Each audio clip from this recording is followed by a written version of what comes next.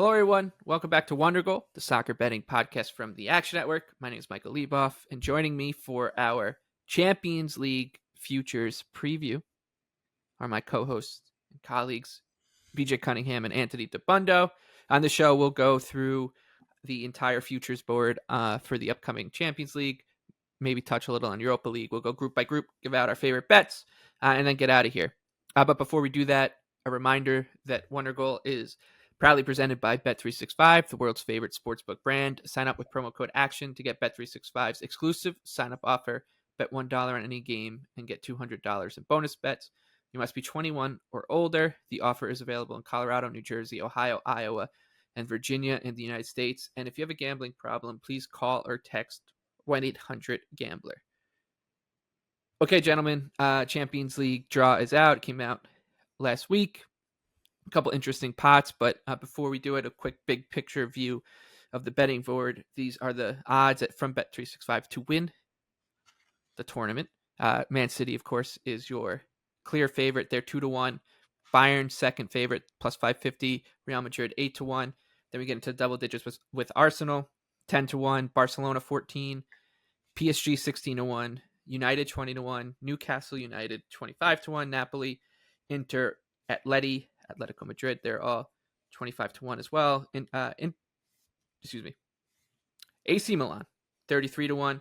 Borussia Dortmund and Benfica are 50. RB Leipzig, 66. Sevilla, 80-1. Lazio, 100-1. Porto, 100-1. So is Sociedad. Union Berlin and Feyenoord, along with Lens, are 150-1. So is PSV Eindhoven. RB Salzburg, 200-1, along with Celtic. Galatasaray out of Turkey. We'll be talking about them a lot. 250-1. Braga, 250-1. They're out of Portugal. Then it's Shakhtar, Antwerp, Red Star Belgrade at 500-1. Young Boys from Switzerland, 750-1. And the biggest long shot of them all, Copenhagen, 1,000-1. We'll start right there. I know that was a lot to digest. BJ, if you had to pick a team right now to bet, we'll talk long shots in a second, but let's stick towards the top of the board here. Who would it be? Yeah, for a team that I think has a realistic shot of winning the Champions League, I mean, it's a team that I think we all bet last season. It's Barcelona at 16-1. Here's the thing with Barcelona. The last 2 years, obviously 2 years ago, 2 years in a row, they've been placed in a group with Bayern. And even 2 years ago, they were placed in a group with Benfica, and it's kind of before we knew how good Benfica was. And last year, they're obviously in a group along with Inter, along with Bayern. So they've essentially been in two very, very difficult groups in back-to-back years. Now they get the benefit in having one of the easiest cakewalks of anybody in this entire Champions League field. And even if you go back to last season, the first match against Bayern Munich, in Munich, they were the better team for the first hour of the match, and then Bayern scored on a counterattack, and that was kind of all she wrote. But this Barcelona team, not only do they have just as much talent as anybody in this entire Champions League field, but if you look at their underlying metrics in Spain from last season, they had a plus 1.11 expected goal differential. That was the second best mark, only behind City, in Europe's top 5 leagues. So why are they sitting at 16-1? Is it because they sold Dembele? Is it because there's some other teams that the market is perceiving as more talented than them, like a Real Madrid, a Bayern, or an Arsenal? I have Barcelona power rated as the 4th best team in the world. And I think some of the signings they made this summer, bringing in Gundogan, bringing in Romeo, bringing in Martinez from Athletic Bilbao, really helps them through their spine and gives them a lot of depth. I mean, this was one of the best defensive teams across Europe. I know they ran well incredibly defensively, and they're not going to put up those type of defensive numbers again. But they still only allowed 0.87 non-penalty expected goals per 90 minutes. That's still very, very impressive in the second best league in Europe. So for a team who now has a cakewalk through their group stage, I think 16-1 is a tad too long. I think Barcelona should be priced along with Arsenal and Real Madrid around the 10-1, 9-1 range. So I like the value on Barcelona at the best price you can find right now at 16-1. I'll stick in Spain. Not a surprise. Then I'll back Atletico Madrid. And I'll be there with you on this Atleti, one. baby. I thought I'd give you the chance to. Yeah. And I'm not, I don't even think you need to bet it now. I think that even if they win the group, they'll probably be hanging around this number for a while. as high as 29-1. But you can trust Diego Simeone, especially in a bounce back year, Anthony, when he got to go back into the lab and tinker a little bit and became an offensive wonder. I mean, he's got Atleti scoring goals for fun right now in La Liga. You got to trust him as a manager in these knockout stages. Plus the group. I mean, I know that they disappointed last year in the group stage, but nothing to be afraid of here. With they got really unlucky though, Michael. Let's be fair. Yeah, I know. Leverkusen and Club Brugge knocked Atletico Madrid out of the Champions League. Yeah, look, I think year. The problem I have with Atleti is that like you could make this case in the past because it was like, yeah, they're going to be insanely good defensively. They're going to take their chances and they're well managed and well tactically drilled, but they're not even that good defensively anymore. They haven't been good defensively for like a year. So like that was the thing. That was the thing did that worked. Last season, they weren't good defensively. But I don't think they're going to be any better. I think they're just that they've changed. Diego's changed.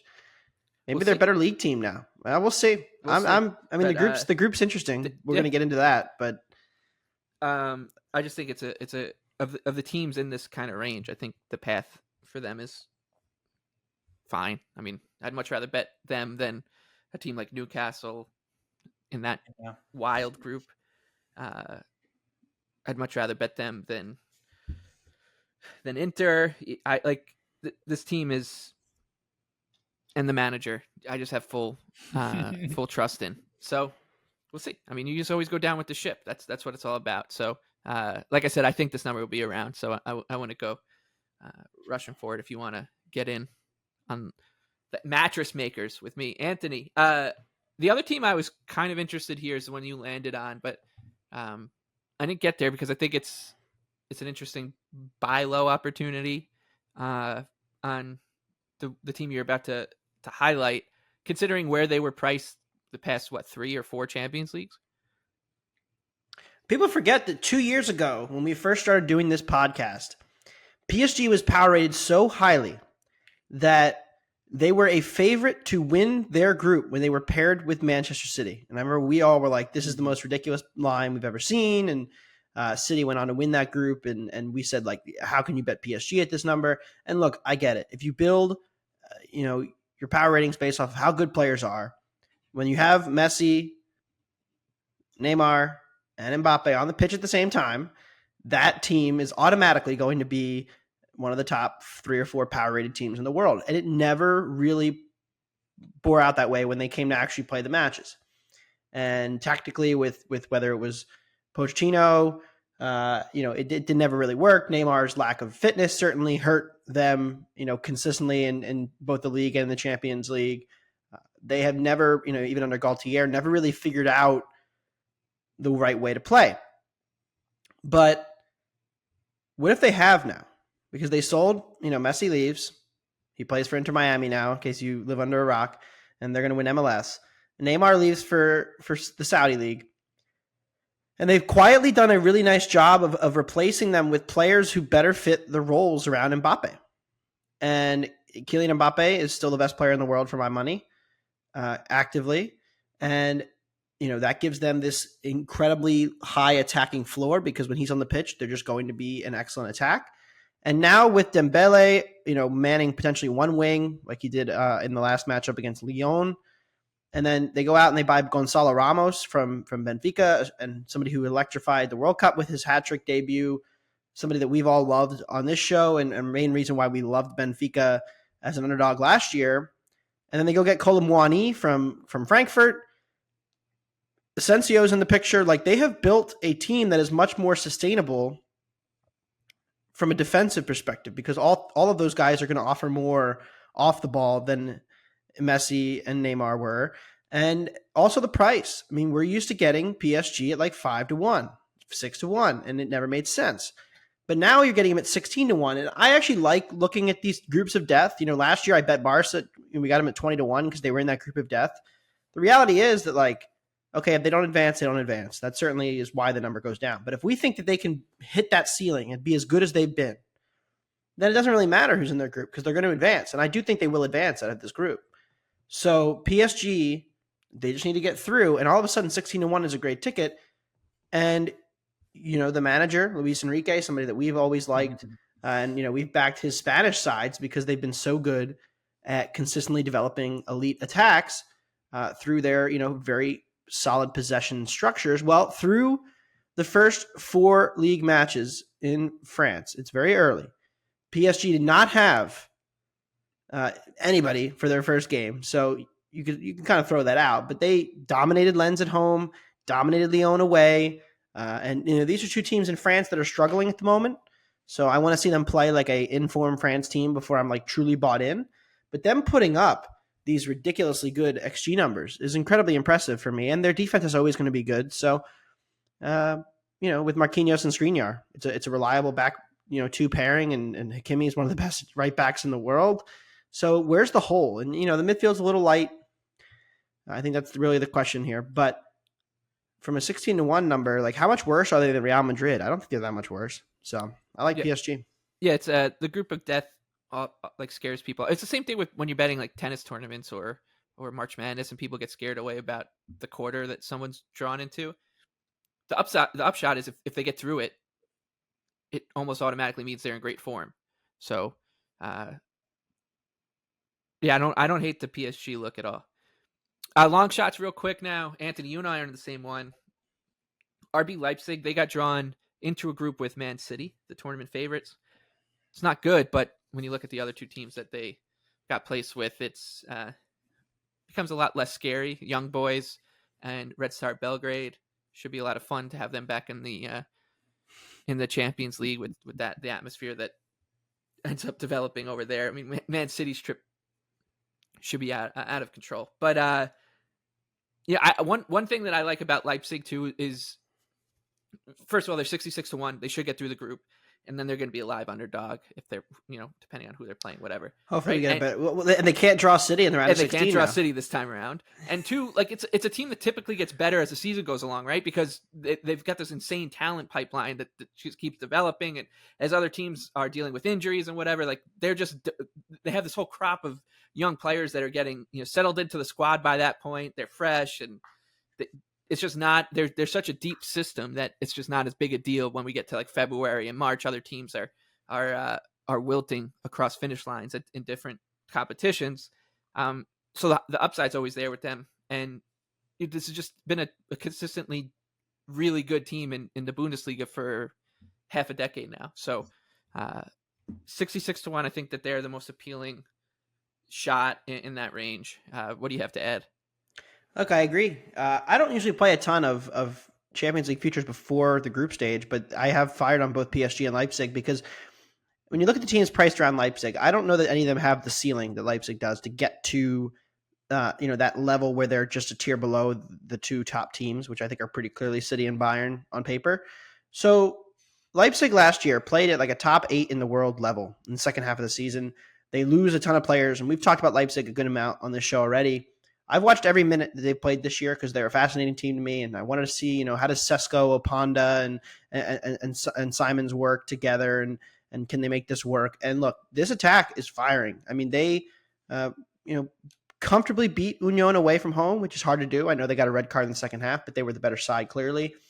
They rolled Stuttgart, a team that I think is quite underrated in Germany. They beat Bayern in the Super Cup already. Like they have lost their 2 most important players, Nkunku and Gvardiol, and they have not missed a beat. So, it's impressive. And they lose Soloboschlei and immediately have a replacement. Danny Olmo's been awesome. Like they've already gotten like breakout games from Opanda, from Olmo, from Sesko, and the season's like a month old. So I'm really encouraged by this Leipzig team. And like you said, they always have the talent coming through. So yeah, I mean, they're going to come in second in the group probably. They're going to avoid City, and they're going to avoid Bayern in the round of 16. They can't be drawn against the 2 best teams in the round of 16. So I think they're going to probably, there's going to be some pretty weak group winners, which we're about to get into. I think that they're interesting from can actually get to a semifinal or final and win this thing.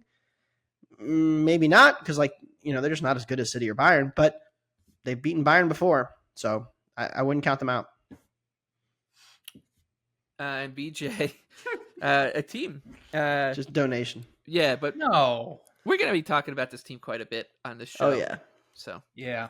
Yeah, we'll get to this when we get in Group A, but yeah, this bet probably isn't going to win, but just purely from a pricing perspective, this team should not be sitting around 251. They should be more in the 100 to 1, 90 to 1 range. Galatasaray. Boy, have they been busy this summer. They have brought in a lot of guys to tool up for this Champions League. Wilfred Zaha, Davinson Sanchez, Demirbay, Tete, Angelino, Tanguy and Dombele, Ziyech. This team has talent. Marco Icardi has been there for last season. Mauro Icardi back from the dead. I honestly couldn't have told you where he was playing. 22 goals last season, second to only Enner Valencia in the Turkish Super League. But last season, the Turkish Super League's very interesting because they have money, and a lot of the top teams do buy up a lot of these kind of cast-off guys who can't really find a place into a Premier League squad. So then essentially, they've just taken this banned island of misfits who haven't really found a place in one of the bigger sides, and they've turned it into something that's actually kind of good, and I think can actually challenge a lot of these top teams, especially in Group A, we'll get to in a second. Plus 1.16 expected goal differential in Turkey, which is the 8th best league in Europe. They also play a style like they're not going to be like Brendan Rodgers' Celtic, where they're going to be like this slow, progressive, pragmatic team that just needs to build out of the back with all these short passes. Actually, in Turkey, they use a lot of vertical passing, crosses, and like to utilize the space in and behind the defense. So that sets up really, really well for the teams that they're going to be playing in Group A. So you get to the round of 16, you potentially get a favorable draw. If you remember the last season, Club Bruges, I believe, won their group and gave Benfica a pretty favorable draw there. So like something like that could potentially happen where they get a good draw in the round of 16. We get to the quarters and suddenly you have a 250 ticket that's live. They should not be 250 to 1. They're better. They have like per transfermarket.com, they have a higher squad transfer value than both Sevilla, than Lazio, than Feyenoord, than PSV, all of these teams. So they shouldn't be priced down there. That's the main argument here for this price. So if you want a team that could potentially make a quarterfinal and maybe luck box their way similar to what Sevilla did in the Europa League last season, maybe. It's probably not going to win, but the price is too high. Galatasaray 250 to 1 to win the Champions League. Yep, no doubt the best absurd long shot on the board is Galatasaray. Yep. Yeah, and I think a lot of times when we talk about like the teams that are in this range, they have like an up and comer that we're excited about, like Ramos last year or whatever. Like this is a team full of just veteran champions. I mean, I know Zaha's never played in the Champions League, but like veteran players who know how to kind of handle these situations. So I'm not. Their manager has managed in the Champions League before. They got Muslera in goal. Like, that guy is a World Cup legend for Uruguay. Like this is I'm on board. And let's stick there. We'll go group by group now. Group A. This is fun. Not the most fun group on the board, but it's up there. Bayern is odds on to win it at -188. Manchester United 2-1. The aforementioned Galatasaray 10-1. Copenhagen 33-1. I mean, we just talked about it. BJ, you don't even have to add anything in. We're all on the Turkish club to advance here, Anthony. Well, the biggest thing that happened was that Bayern and Barca were not drawn in the same group, so BJ will be saving some money this year, not betting Barcelona against Bayern Munich, which he loved to do, and I don't know that he ever won a single bet. Nope. I kept telling him, don't do it. I'll do it again when they'll draw them in the round of six or the quarterfinals, and I'll do it again. Yeah, Bayern has destroyed this group stage. They've been the ultimate group stage dons. They never lose. They win their group every year. They usually take all 18 points. Sometimes they rest people and only take 16.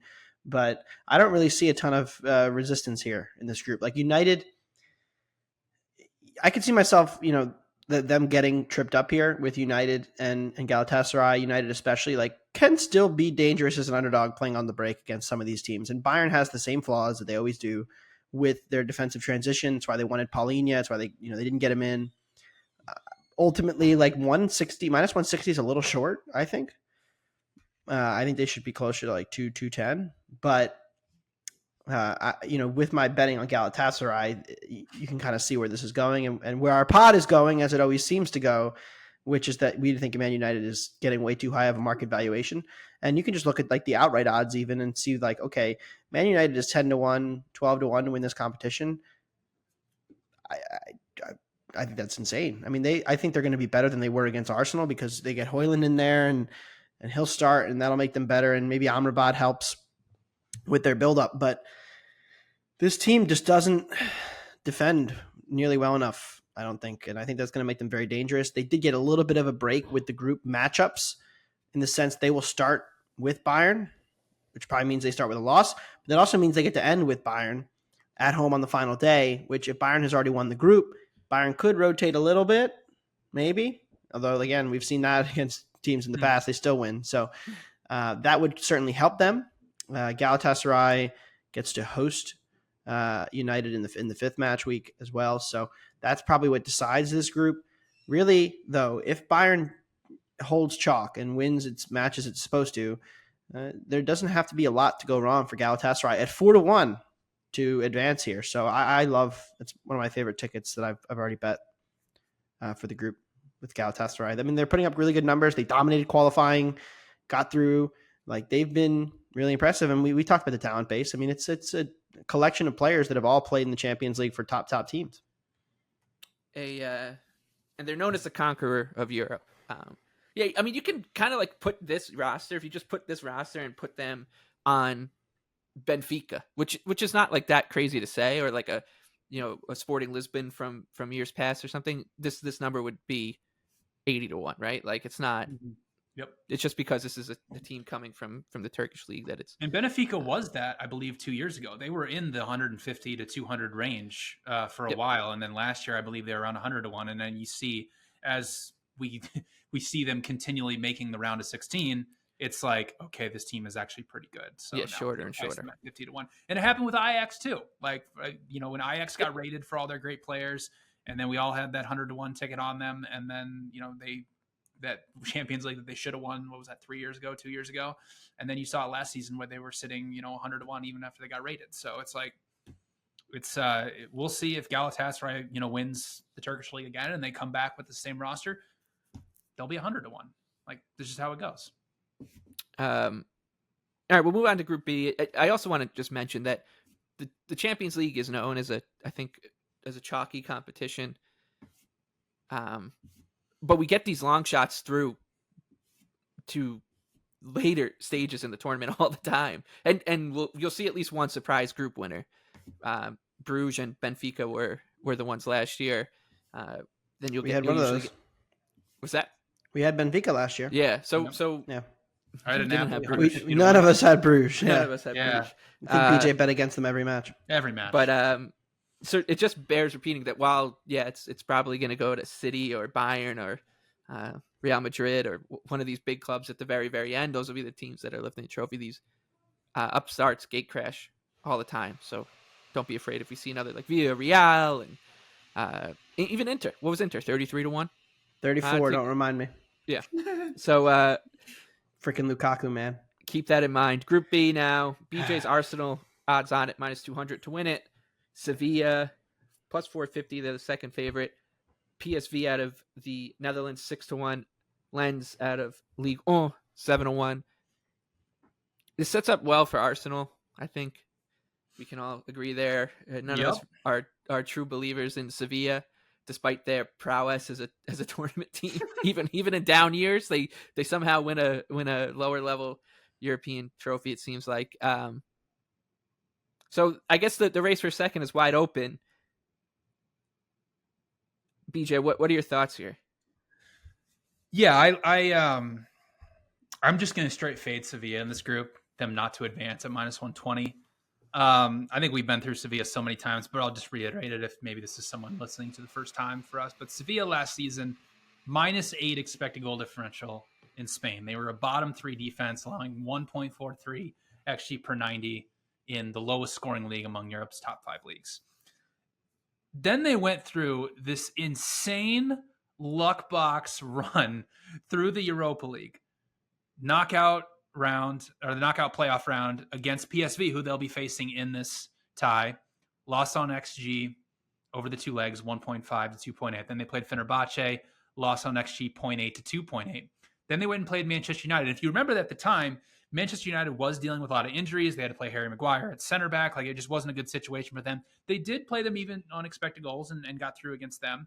Then they went and played Juventus, lost to them on XG 3 to 3.8, and then obviously beat Roma on penalties and killed our 23-1 ticket when Roma beat them on XG 1.9 to 0.8. Like, that's how insane their run was to get through and win the Europa League. So if you're someone coming in and be like, oh, Sevilla, they won the Europa League, like, they must have a good shot here to get through. Like, no, this team is awful. They've been awful to begin the season in La Liga. They've lost their first 3 matches. They are one of my favorite teams to fade in La Liga, but somehow they just keep getting lucky in these type of European competitions. So you look at the other 2 teams in this group, PSV, if I were to bet one team or the other, PSV or Lens, I would bet PSV. They did lose some of their talent. If you look at PSV, they're a 1.45 XG per 90-minute team in the Netherlands last year, which is the best mark of anybody there. But that was half a season with Cody Gakpo, a full season with Xavi Simons, who was honestly one of the better players in the Eredivisie, one of their best midfielders. Sangare is now moved on to Nottingham Forest, and there goes 38%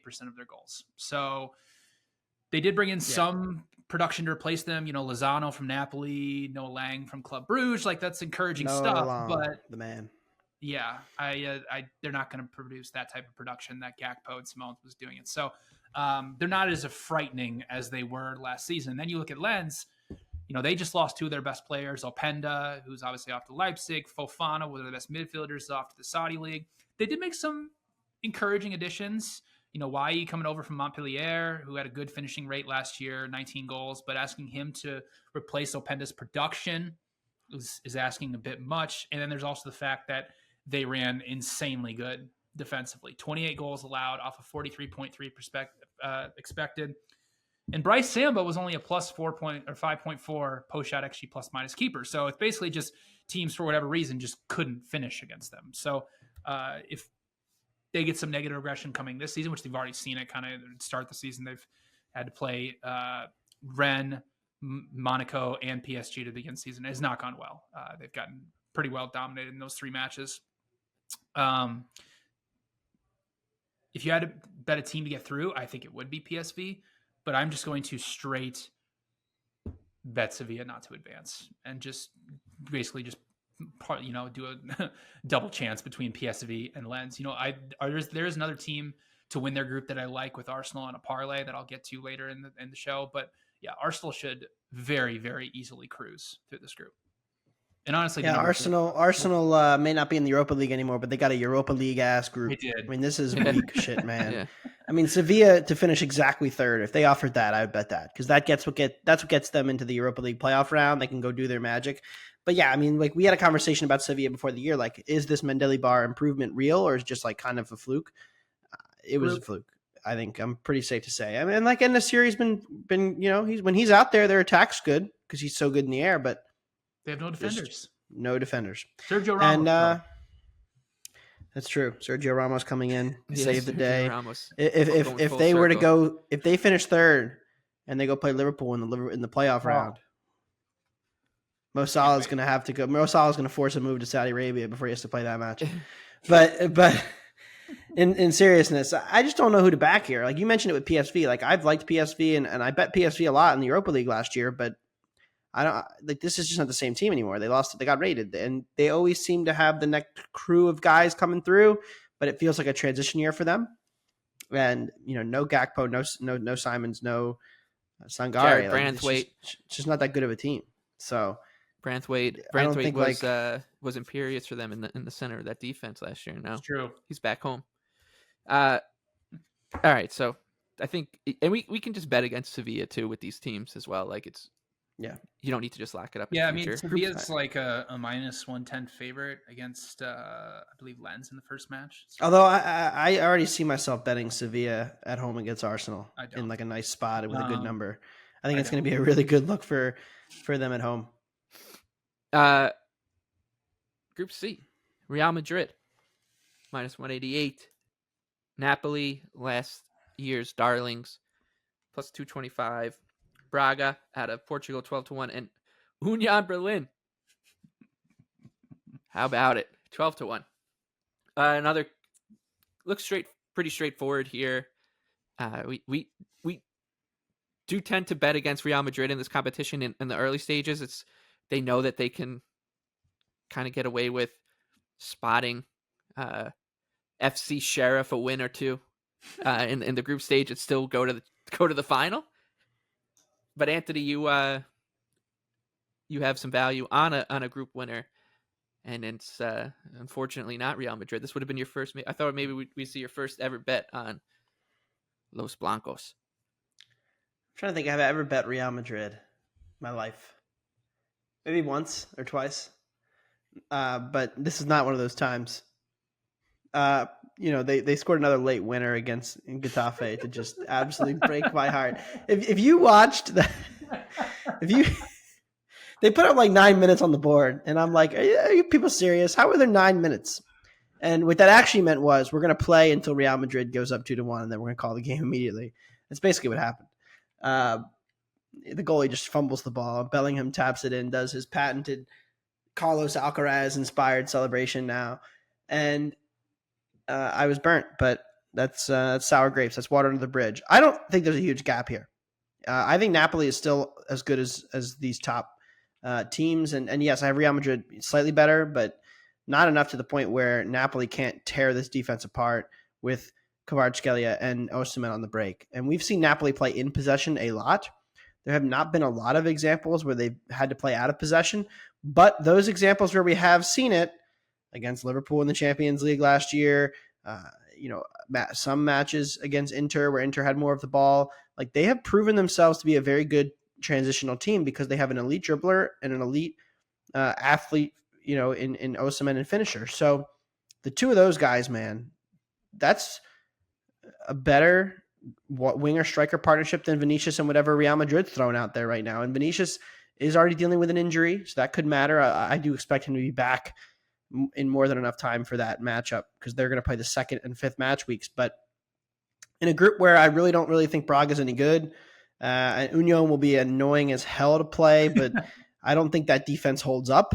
I think that's going to be the biggest thing of this. We're going to talk about Union a lot this year and how great they were defensively last year. I just don't know how sustainable that is given with what league they play in.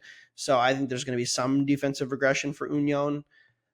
You even saw it in Europe last year. I mean, their defense wasn't as good in Europe as it was in the Bundesliga. So I think that this is a pretty straightforward group. Maybe Union pulls an upset, but for me, if you can find, I don't think any markets are having it, but if you can find to finish last, I like Braga there, especially like even up against Union. I think Union's much better team, but from a betting perspective, I just think Napoli plus 240 is a bit short. I expected them to be a slight dog, not a big dog, to Real Madrid. Group D. I think this is what you'd call the opposite of the group of death, the softest group when you look top to bottom. The group of life. It's a group of life, and I'm pretty excited to play this one. Inter is odds on slightly minus 125. Benfica plus 250. Then we have Real Sociedad from the Basque country. They're plus 550. And RB Salzburg, becoming Champions League mainstays lately. They are 8-1. I like Sociedad to top the group here. I think that this thing is wide open. Yeah, Inter deserves to be a favorite, but of all the favorites, like what would the price be on Arsenal in this group? It would be minus 225 or so, maybe even a little shorter. This thing's wide open. It's just the perfect group to go after a long shot, and I'd rather play Sociedad, who I think has more legs to pull the upset and top the group than Salzburg, considering how good this defense was in La Liga last year. And it's a settled squad. Same manager has been there forever. I think 2018. He's been there for. This is a team we've liked. I think he was the guy. Did he replace David Moyes? That's how long he's been there. So they kind of just tick a lot of the boxes for a team that I'd want to back to be there when the dust settles, because there should be a lot of dust in a group like this. Any team could beat any of the other ones on any given match day. Anthony, I know you're coming with me here. Yeah, I think Benfica's coming down the mountain. Last year Benfica was the team that we all backed and said, like, how are they plus 350 to advance in a group with PSG and Juventus? And we rode the Benfica train, but now they lose, Nunez 2 summers ago and Ramos this summer, and they've kind of lost a ton of talent here. And I think as much as I love Roger Schmidt, I think that there is regression looming for this Benfica team, and thus I'm looking to play against them. I think Inter's a clearly better team. They showed that in the Champions League last year. And I think that, Benfica and Sociedad are pretty much on equal footing for me in terms of true talent. Sociedad have had a slow start in the season, but a lot of that has come down to injuries. They've had to play a couple matches without their best players, and as a result have not been very good. But this is a Benfica team that has lost enough for me to be kind of just generally out on them overall. Yeah, and you knew that they were going to be over at them and Inter a little bit, right? Inter just went to the final. Benfica was a Cinderella last year. They're going to be a little charged a little bit of a premium, especially in a group like this. So, and like I'd much rather play the team with the defensive record that Sociedad than what could be a young upstart from Salzburg who could lose 6-1 to any team in this competition, but also win 3-0 against them. So. We'll be on Sociedad here. BJ, you're going in a different direction, though.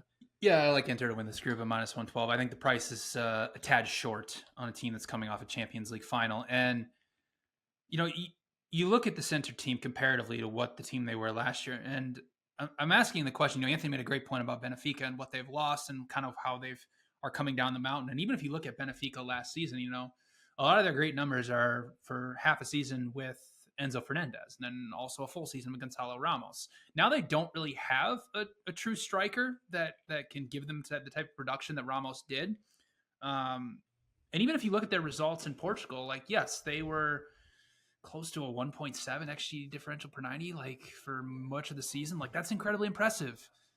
But when you look at their matches against Sporting, against Porto, and against Braga, they only won 2 of those 6 matches, and they only had a +3 expected goal differential in those matches. So it's a lot of stat padding against, the rest of Portugal, which is a steep drop off between those top 4 teams.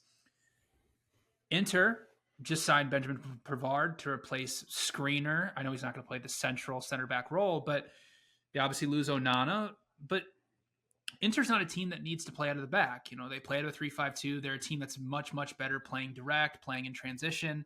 They still have Lautaro Martinez. They have the same midfield, the same wing backs. And they went inside Anthony's boy, Thuram, to plplay up top with Great player. Martinez. And it's been a great partnership so far. I mean, Inter's off and running in Serie A. 3 matches in, 8-0.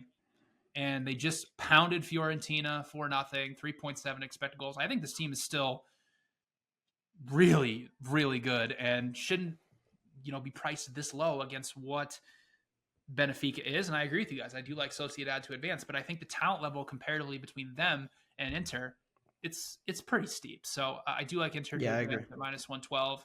I think the price is just a little too short on a team that talent-wise has much, much more talent than both Benfica and Sociedad in this group. And Salzburg, it's the same story every single season. Yes, they will be in the Champions League every single year, but they will also get rated every single year because they are a feeder club to RB Leipzig and other clubs around the world where they just bring in the 19, 20-year-old sensations, and then if they hit for one season, then they're gone. You see Okafor is now at AC Milan. Sesko is now at RB Leipzig. So there you go. There's your 2 best attackers gone.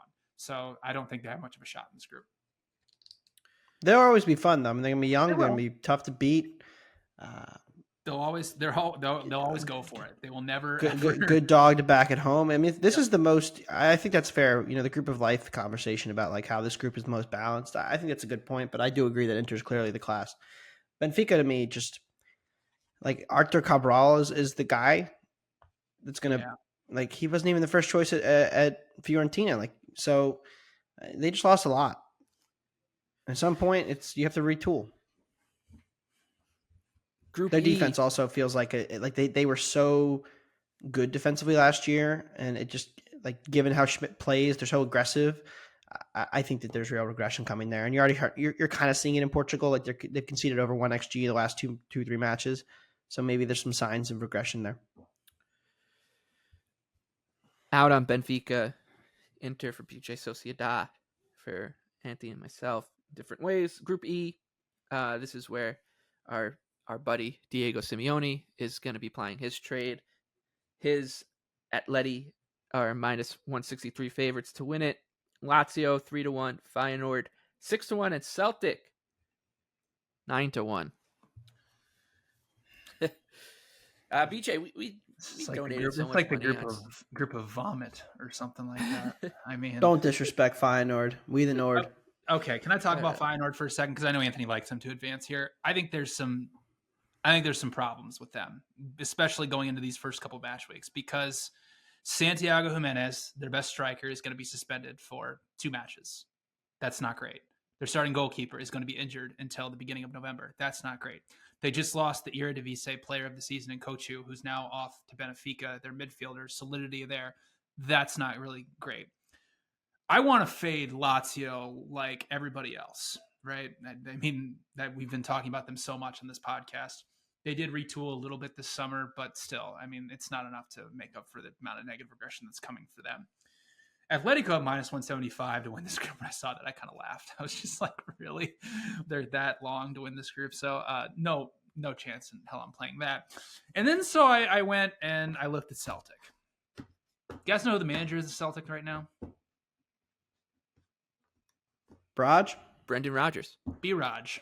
He's back. Yeah, he's back. At Celtic. Yeah. Postecoglou set him up perfectly to continue the style of play, continue to play this high pressing intensity style throughout Scotland, and hopefully that it would translate into the Champions League, which last year, if you remember, Celtic just got caught on the wrong side of variance in a few matches, and they really could have got through that group. But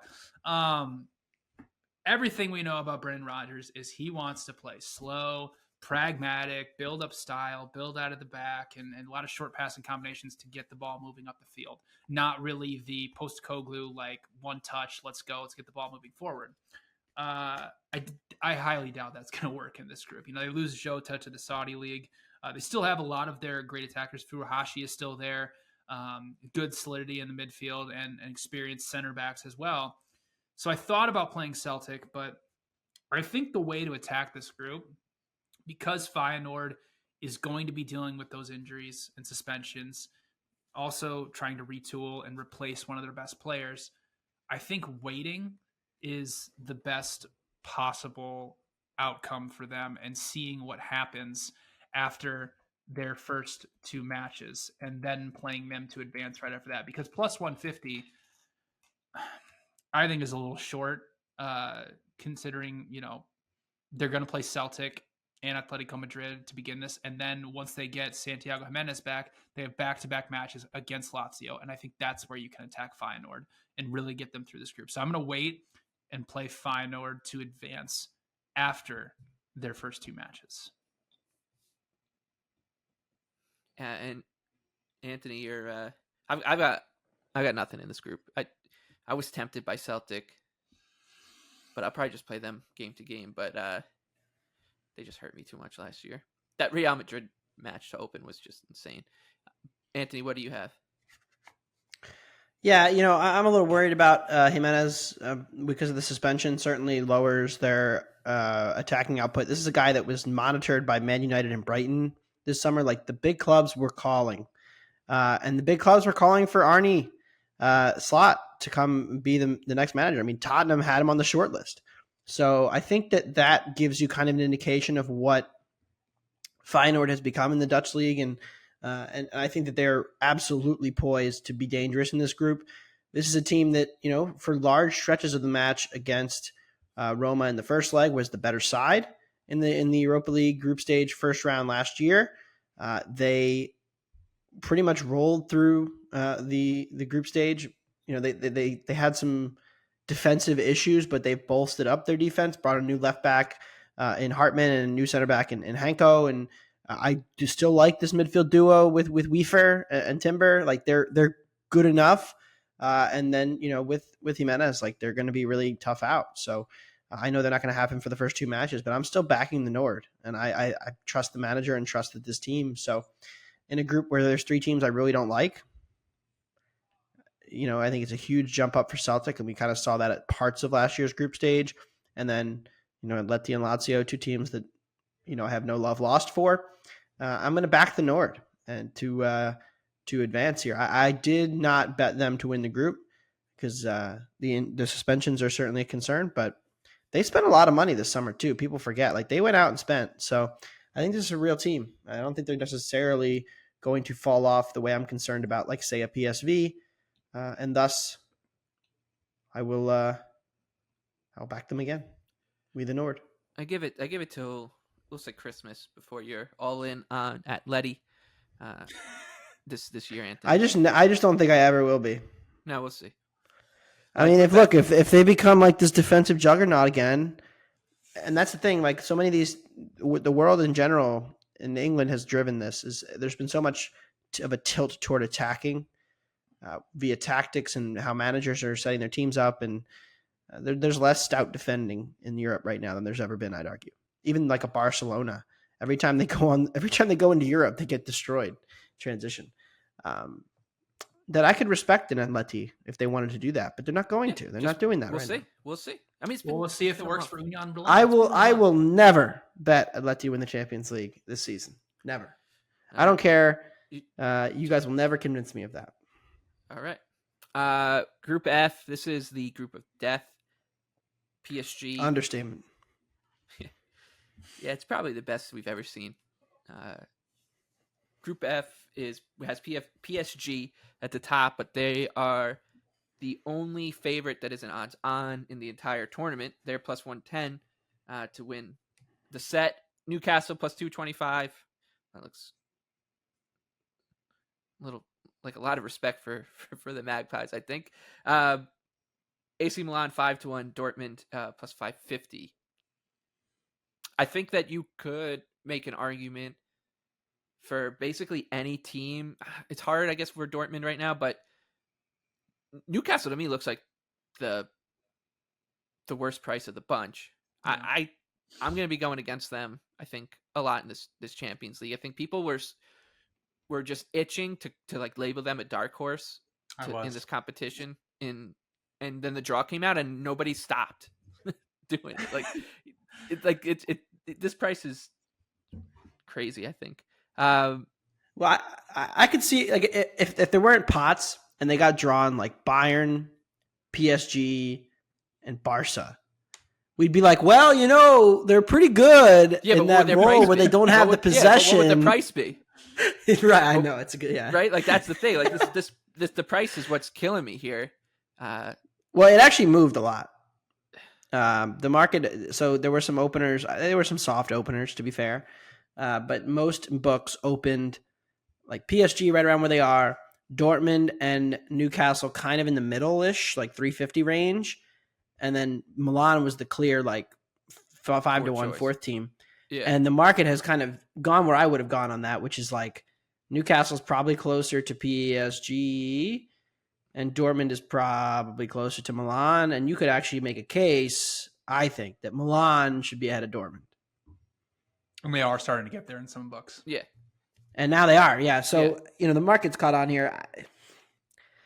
I just throw my hands up in the air and say, hope PSG advances. Maybe I guess I hope they win the group since I just bet them in the Champions League. But Newcastle does set up well to beat Dortmund, man. I think that's the match for me. I think Dortmund is...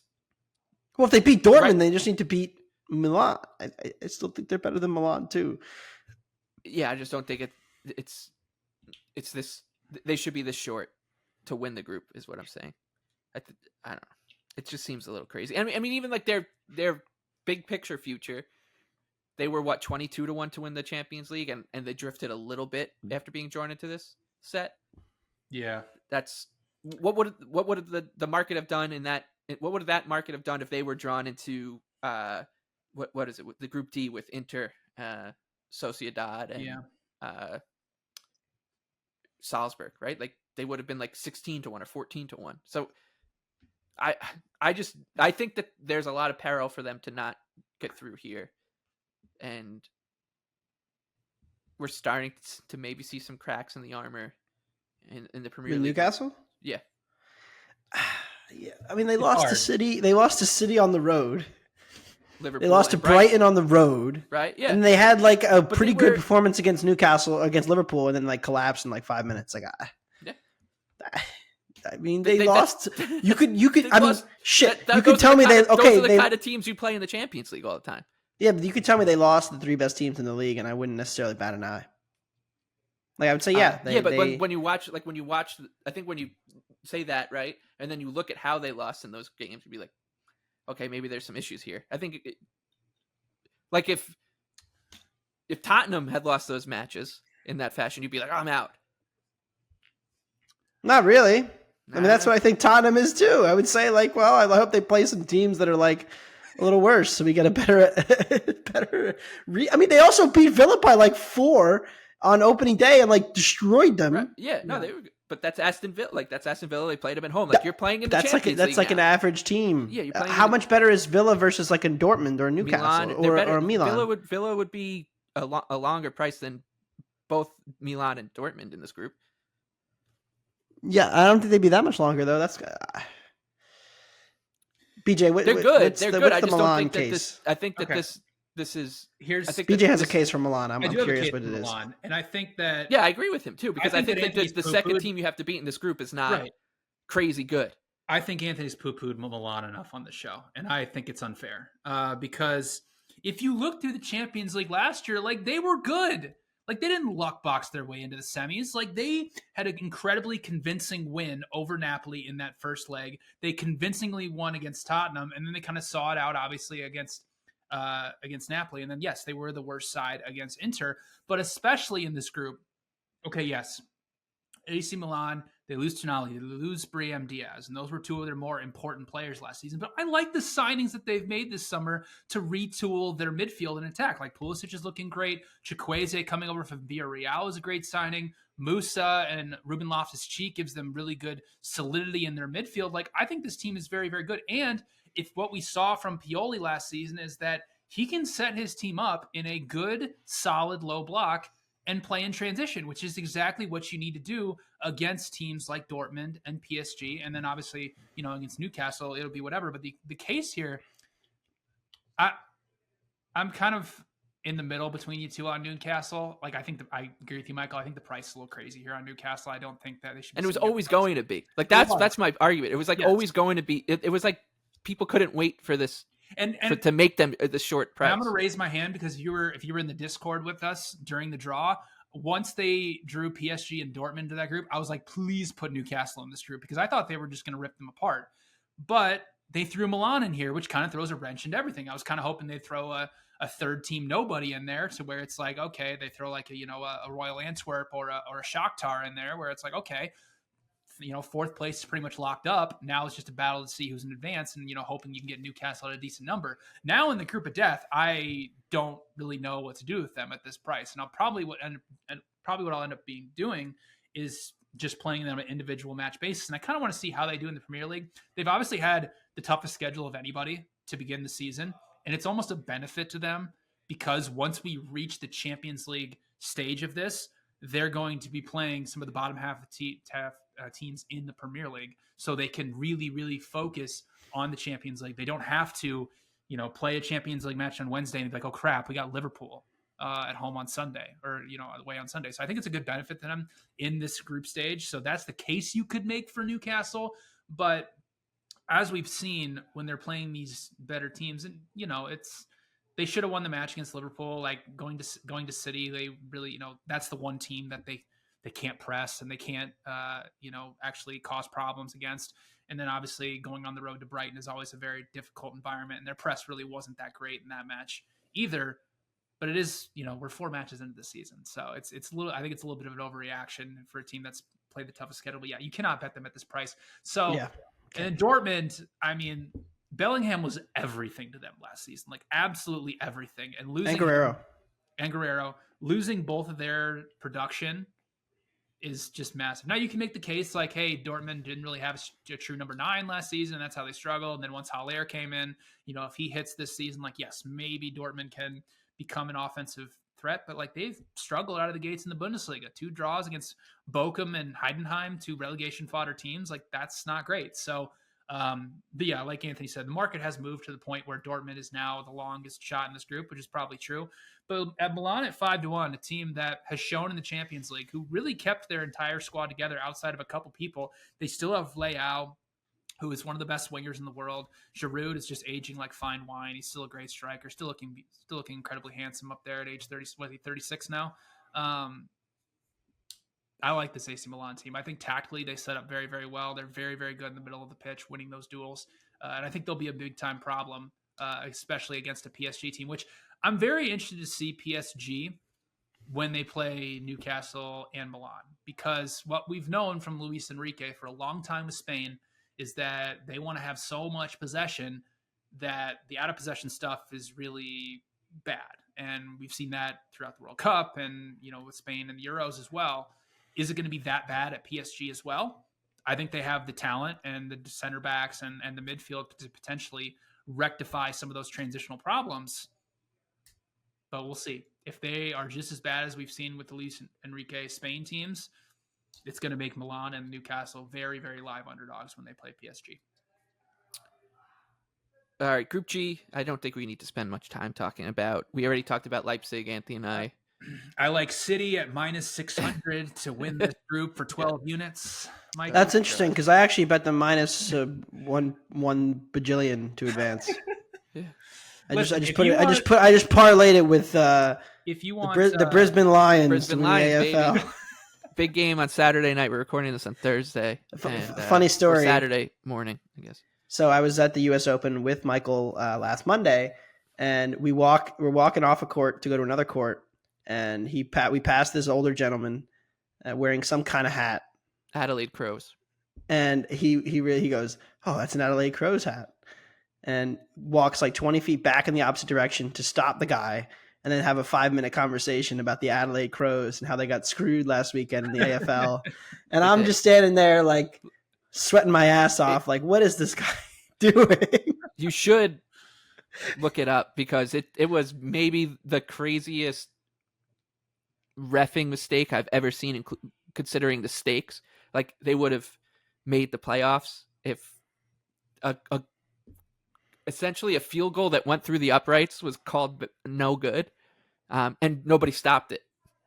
And they have VAR, so I don't know there was something going on there. Anyways, we'll save that for our AFL Grand Final podcast in a couple weeks. Group G, like I said, we'll just breeze through this. City minus 1,000 to win it.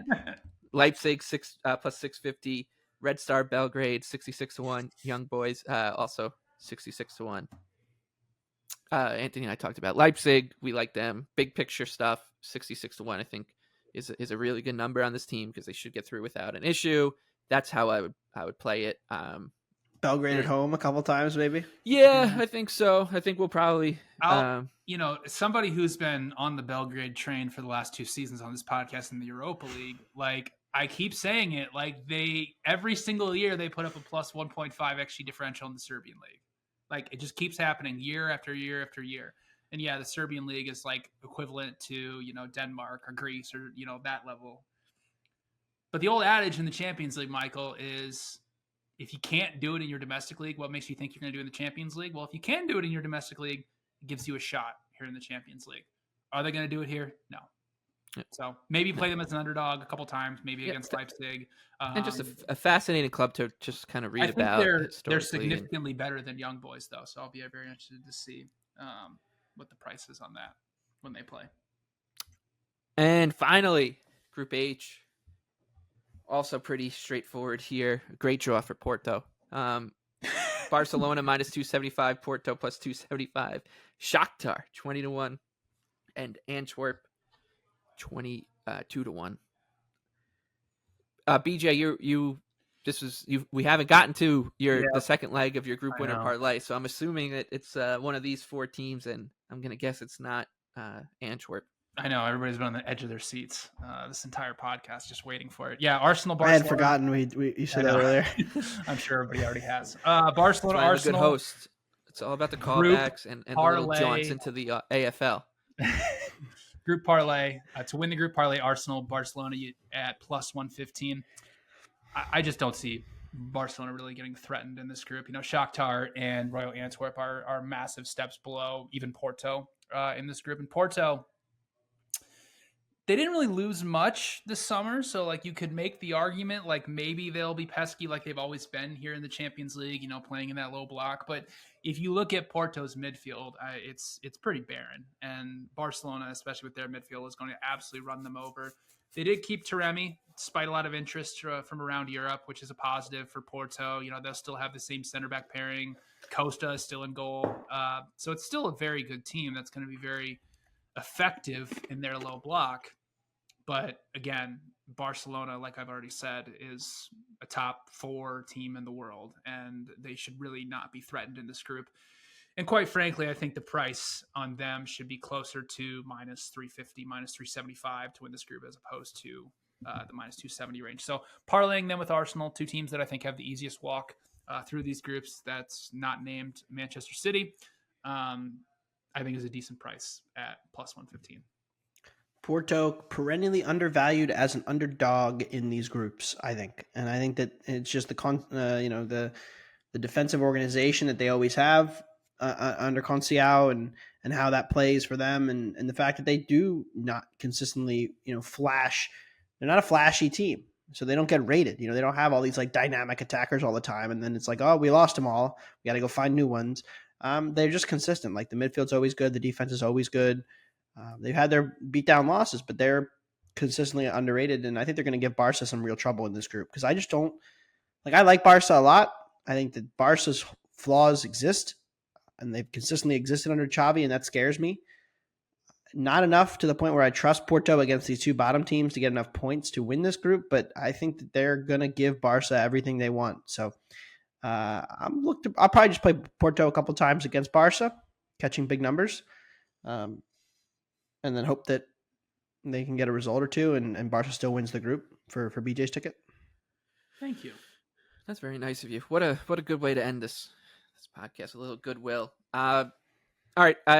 If you've been listening to us, we'll when the Champions League fires up. Oh, actually, before we head out of here, Europa League, real quick. BJ, do you have anything? I do. I have one thing, and what I will tell people about betting Europa League futures to begin with is if there's a long shot that you really like, I would play it right now. If I think the age-old question, I think anybody on this who's listening to this podcast is probably wondering, do I bet Brighton at 14-1? No is the answer to that question because they have been put in a very difficult group, and I actually like the longest shot in that group to get out of it, which is AEK Athens. They're in a group, obviously, with Brighton, Marseille, and Ajax. AEK Athens was a team I was just chomping at the bit to target.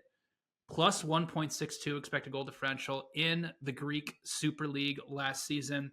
And the Greek Super League is not, a bottom, 20 league in Europe. It is actually a halfway decent league. I mean, Olympiacos is in the Europa League group stage here. Panathinaikos is also here as well. And, Panathinaikos also knocked out Marseille in Champions League qualification. So Marseille in this group with their problems. And you look at Marseille as well. I've always, been against them and really have, hated them for a very long time. They're going through a little bit of a transitional period now. If you look at last season, their most productive attacker was Alexis Sanchez, who had 15 goals for them. Nobody else really produced more than 6 or 7. Czeki Under, he was their next best productive attacker, and he's now off to Fenerbahce. So, they obviously bring in Ismail Assar and Endai from Sheffield United and Aubameyang to replace all of that. But they're going through a new manager in a transitional period, so I think it's going to be very difficult for them. And then Ajax, they got rated again. Kudus gone, Alvarez gone, Timber gone. And if you look at Ajax last season, yes, they put up great numbers in the Eredivisie. But if you only target their matches against PSV, against Feyenoord, and against Alkmaar, they didn't win a single match against those teams last year. So Ajax is a team I'm going to be looking to fade a lot in this group. I believe they open with AEK Athens, which I will be on the Greek team in that. Athens is 7-1 to advance out of this group. I think Brighton wins it pretty comfortably. But a price of 7-1 for a team that I don't think is that significant of a gap between Marseille and Ajax. And The assist master Steven Zuber plays for AEK Athens, by the way, as well. So that's my one Europa League future for everybody out there. How did Brighton get a tougher group than our in the Europa League than Arsenal got in the Champions League? It's crazy. Pretty wild. Oh, is there a little underlying thing you think going on here? Well, I mean, Arsenal have been rigging the cup draws for years, and domestically, but now they've done it abroad as well. So, very impressive. But yeah, no, Liverpool got the biggest joke group ever. I know. I mean, Toulouse, Lask, and Union Saint Gilloise, who just lost their best player. So, I haven't fully dug into the Europa League, but I'll bet it here and there in the group stage, maybe like once or twice a week. But it can get wonky in the Europa League group stage for sure. I'll have an entire Europa League big preview. I'll probably write 5,000 words on it just for everybody out there. 4,999 too many. Yep. And we need one. It's Brighton, 14-1. All right. I actually don't think they're a good tournament team. I think, in fact, I'm out. Well, also just because the team's coming down from the Champions League, like it makes it very hard to bet that at 14-1. Whereas, like, okay, if they accidentally finish second in that group, then it's like, here comes Manchester United to play Brighton in the knockout round of 16. You know, and that's when we bet Brighton. That's when we bet Brighton, exactly. Although they're probably like a road favorite at that point against United. Okay, let's wrap it up here. If you've been listening, you know, but the cadence for the show when Champions League comes, we record them on Sunday night, and they'll be out for you on Monday morning. So look out for those as we get going with the Champions League. And, of course, we'll be back on Thursday mornings to do our regular Premier League Plus episodes. Coming up for Anthony DeBundo, for BJ Cunningham, for our sponsors, Bet365. I'm Michael Leboff. Thank you for listening to Wondergoal. Best of luck with all your bets. It's a busy time on the sports calendar, so we do appreciate you guys listening to our humble little soccer show. And if you don't mind leaving a review, as long as it's 5 stars, you can say anything you want.